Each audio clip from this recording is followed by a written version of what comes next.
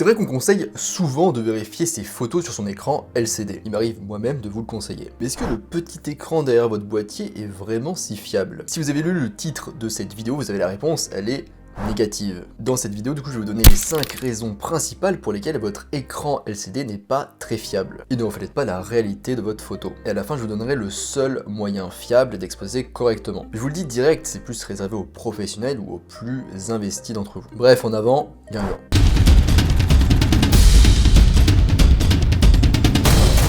Avant de commencer, je vous rappelle qu'en description, vous pouvez retrouver ma formation gratuite sur les bases de la photo. Donc, première raison. Le réglage de la luminosité de votre écran LCD va changer la manière dont vous percevez la luminosité et la lumière de votre photo. Donc déjà, à partir de là, c'est pas correct. Deuxième raison. Le contraste affiché sur votre écran est généralement totalement différent du contraste réel de votre photo. Bien souvent, le contraste est exagéré sur votre écran.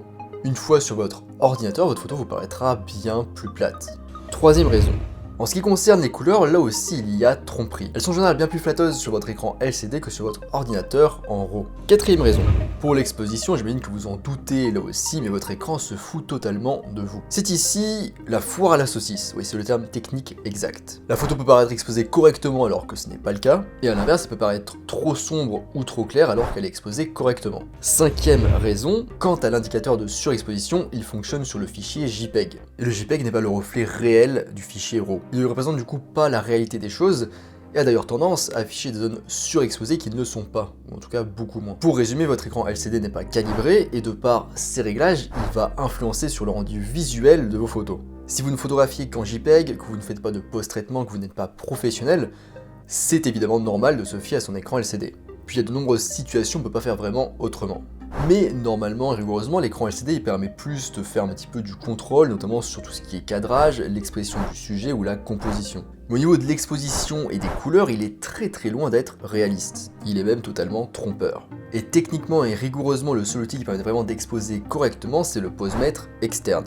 Évidemment, c'est réservé qu'aux plus investis d'entre vous, ceux qui ont aussi les moyens parce que ça coûte un petit peu cher, et aussi du coup aux professionnels de la photographie. Pour les autres, donc ceux qui veulent pas trop se prendre la tête avec ces histoires de posemètre externe, avec le temps et l'expérience, vous saurez un petit peu quels sont les écarts réels entre ce qu'affiche votre écran LCD et la vraie photo. Vous saurez s'il a tendance à afficher une surexposition ou une surexposition en fonction des différentes situations. C'est tout pour cet épisode de Photomaniac. Je vous rappelle qu'en description, vous pouvez retrouver ma formation gratuite sur les bases de la photo. Moi je vous laisse ici avec votre écran LCD pourri et je vous dis à bientôt sur les internets mondiaux.